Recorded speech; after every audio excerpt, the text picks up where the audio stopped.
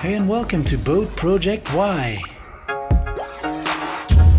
Thank you for joining us as we unveil the secrets behind transforming this extraordinary vessel and discover the hard work, the exceptional craftsmanship and the unyielding spirit of adventure that accompanies every build.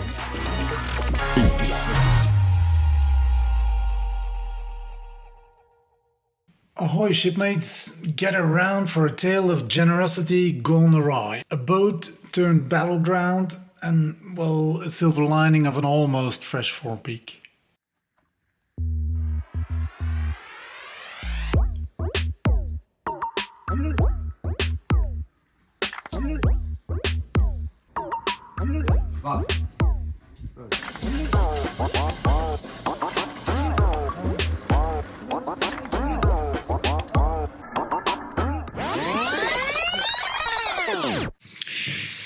The engines are out. This should be a festive episode, but it's not. My emotions run the complete opposite side. I feel anger and disgust.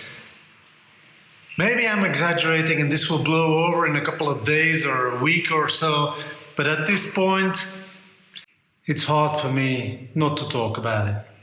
And I know I should show you the good and the bad, and this is definitely a low for me.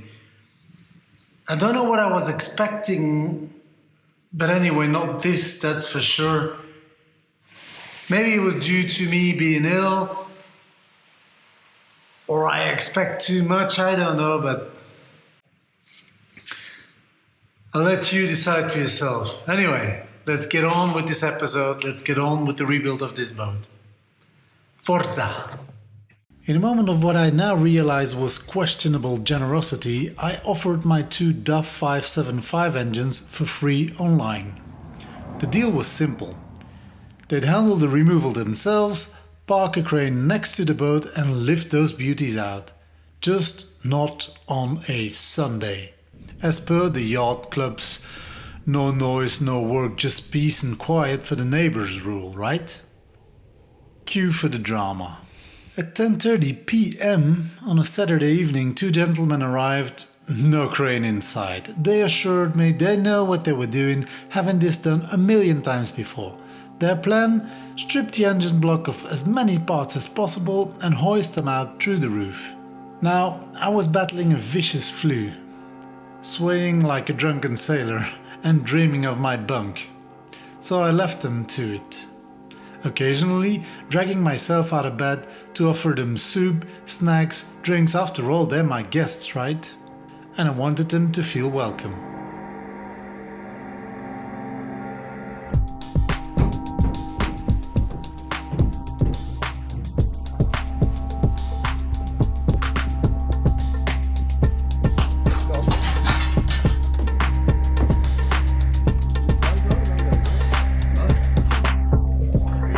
Wow, there's a spoiler alert. You don't need a degree in rocket science to see that engine block isn't slipping through that cabin door like a letter through a mailbox, right?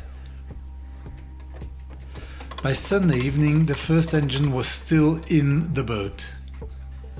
Their jerry-rigged contraption looked like it could either snap the boat off its trailer or send it keeling over.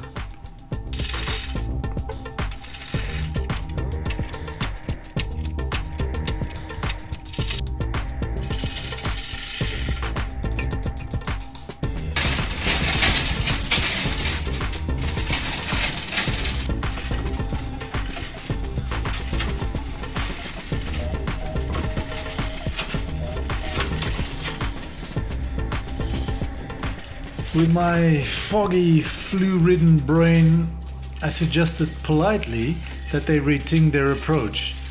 They assured me they had it all under control and the second engine would be out in no time.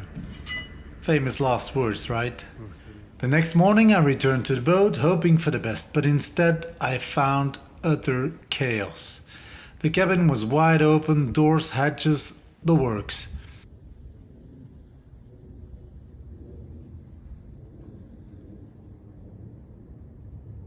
One engine was on the ground, the other one was halfway out in the wheelhouse.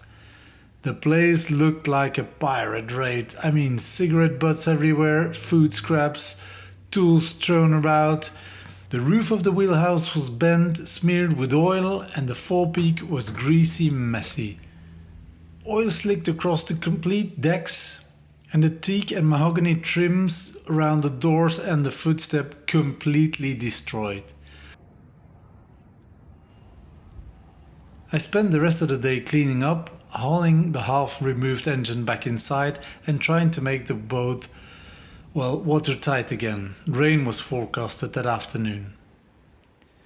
For a week long, radio silence. Not an answer to my calls, no text or emails, nothing. They vanished like ghosts.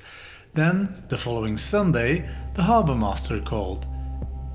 2 men had given themselves access into my boat through the roof hatch, and that, yes, is a nice way of saying they broke into my boat.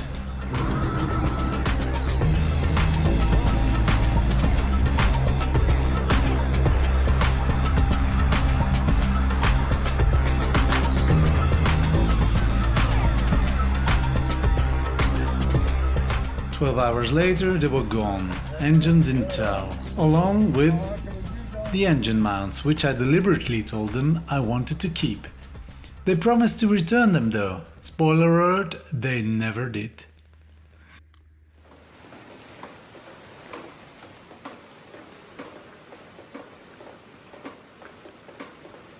Thanks to the oil and chemicals slattered around the deck and the forepeak, my boat now leaks like a sieve.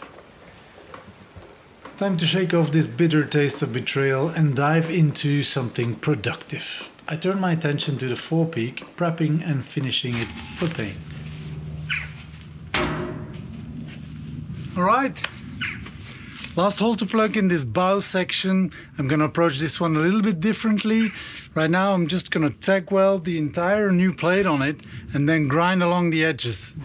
The round edges, I'll do that separately, but at least it will fit like a glove on the top and the bottom part.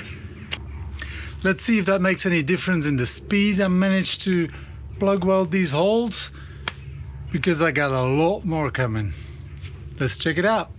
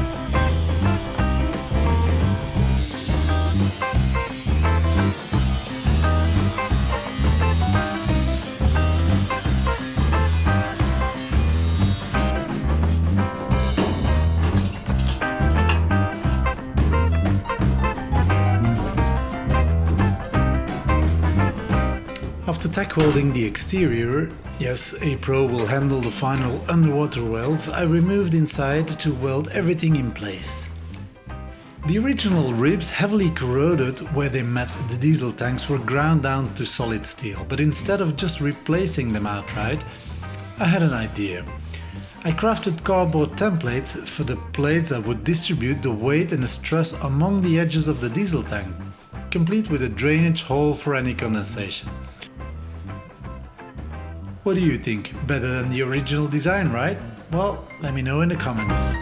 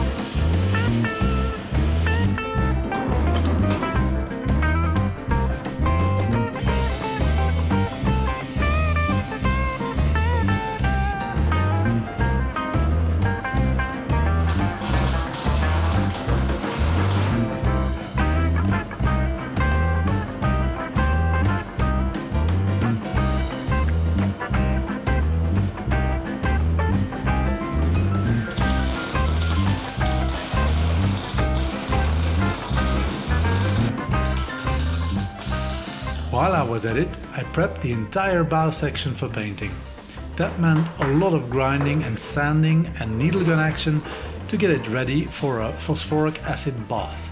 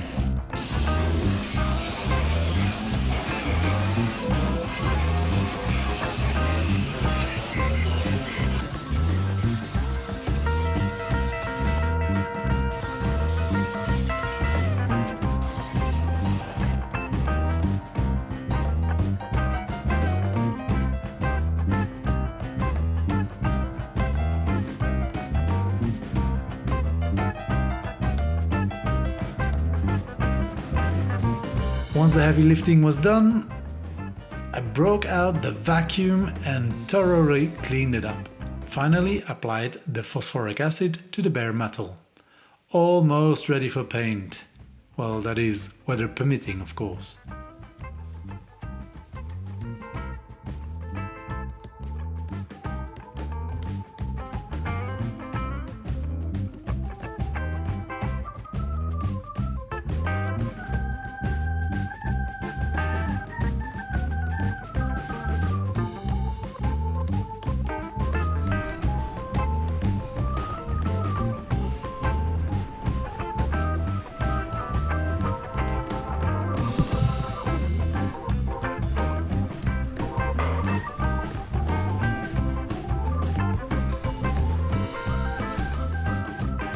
So the moral of this story, never trust a free engine removal deal that starts at 10:30 PM with no crane inside. But hey, the engines are out, the Forepeak is looking pretty good, so I bid you fair winds and following seas, my mates.